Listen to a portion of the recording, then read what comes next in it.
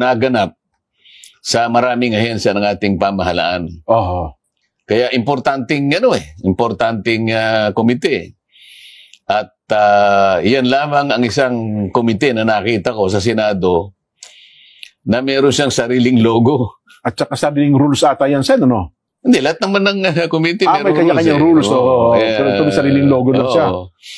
Pero siya talagang magtataka ka. Ibig sabihin parang independence eh. Kung yun ang tradisyon, igagalang natin ang tradisyon.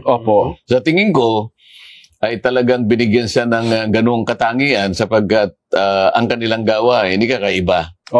Di ba kakaiba? At doon nga, kahit walang resolution doon eh. I mean, moto proprio pa. Moto proprio.